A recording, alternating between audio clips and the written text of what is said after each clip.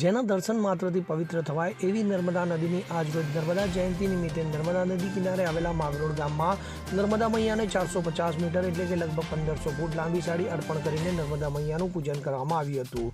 તો ગ્રામજનો દ્વારા ભવ્ય શોભાયાત્રા કાઢી ભેગા મળી મહાપૂજા પણ કરવામાં આવી હતી. તો પવિત્ર નર્મદા નદી કે જેની ભારતમાં એકમાત્ર પરિક્રમા થાય છે એ નર્મદા મૈયાની આજરોજ નર્મદા જયંતિ છે. ત્યારે આ જયંતિ નિમિત્તે જિલ્લાના માંગરોળ ગામની અંદર શ્રદ્ધાળુઓ મોટી સંખ્યામાં ભેગા થઈને નર્મદા મૈયાને 1500 ફૂટ લાંબી સાડી અર્પણ કરી હતી અને નર્મદા મૈયાની નમામી દેવી નર્મદેના નારા સાથે મોટી સંખ્યામાં ગ્રામજનો અને શ્રદ્ધાળુઓ ભેગા થઈને નર્મદા મૈયાને સાડી અર્પણ કરવા માટે નર્મદા કિનારે ગયા હતા અને એકબીજાના હાથની મદદથી નર્મદા મૈયાને સાડી અર્પણ કરવામાં આવી હતી. ત્યારે નર્મદા મૈયાને 1500 ફૂટ જેટલી સાડી અર્પણ કરવા મોટી સંખ્યામાં લોકો જોડાયા હતા. તો સાથે સાથે 10થી વધારે નૌકાઓની મદદ લઈ શ્રદ્ધાળુઓ નાવમાં બેસી નર્મદા મૈયાને સાડી અર્પણ કરી છે.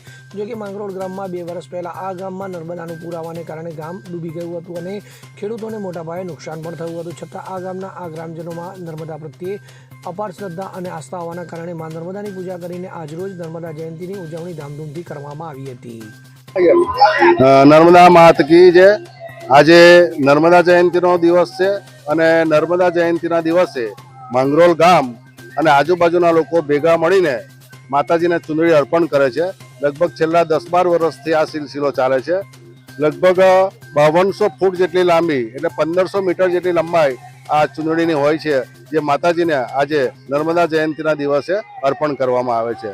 બધા જ આજુબાજુના ગામ લોકો ખૂબ ધામધૂમથી આ પ્રસંગને દીપાવે છે. બીજું કે આ નર્મદા નદી છે એનું પુરાણોક્ત પણ એટલું બધું મહત્વ છે. અમારા માંગરોળ ગામ એ ઉત્તર વાહિની નર્મદા નદીના કિનારે આવેલું છે અને ઉત્તર વાહિની નર્મદાનું પવિત્ર વિશેષ છે. તો ચૈત્ર મહિનાની અંદર આ 3 કિલોમીટરનો જે વિસ્તાર છે એ વિસ્તારમાં લગભગ 15 થી 20 લાખ લોકો આ નર્મદાની પરિક્રમા કરવા માટે આવે છે અને પોતાને ધન્યતા અનુભવે છે. સાથોસાથ આ નર્મદા નદીના કિનારે એટલા બધા શિવ મંદિરો છે કે જે બીજી કોઈ નદીના કિનારે એટલા શિવ મંદિરો નથી.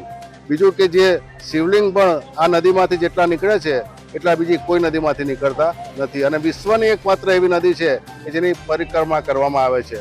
બંને કિનારા મળીને લગભગ 2500 કિલોમીટર જેટલું અંતર થાય છે અને ચતુર્માસ પૂર્ણ થયા પછી જે પરિક્રમાવાસીઓ છે તે પરિક્રમા કરવા માટે નીકળે છે અને પરિક્રમાવાસીઓને સુવિધા આપવા માટે અહીંયા ઠેર ઠેર આશ્રમો અને મંદિરોની અંદર એમને સુખ સુવિધા સગવડ આપવામાં આવે છે.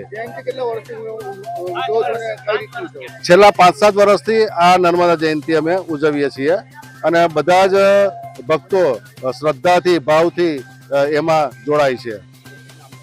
મારું નામ સુરેશ પટેલ, ગામ માંગરોળ. कितनी परिक्रमा है, क्या पहले दिक्कत थी, अब आज कैसा है? मैं सांगली महाराष्ट्र का रहने वाला हूँ. अभी तीसरी बार माँ नर्मदा की पैदल परिक्रमा में चल रहा हूँ. उससे पहले मैं कोमा में था 2018 तक. फिर कोमा से निकलने के बाद मेरी ऑलमोस्ट 70% बॉडी पैरालाइज हो चुकी थी. उसी वक्त में मेरे जीवन में नर्मदा पुराण पढ़ने का ख्याल आया. फिर नर्मदा पुराण पढ़ने के बाद मुझे भी लगा कि इसमें कुछ अलग चीज़ है, मुझे भी नर्मदा परिक्रमा करनी चाहिए. फिर उसके बाद धीरे धीरे मेरे जीवन में बदलाव होते गए, फिजिकली और मेंटल लेवल पे भी.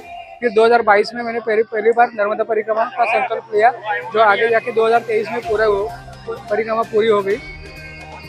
फिर आज कौन सा दिन है, आप कहाँ पहुँचे, क्या आपको खुशी हो रही है?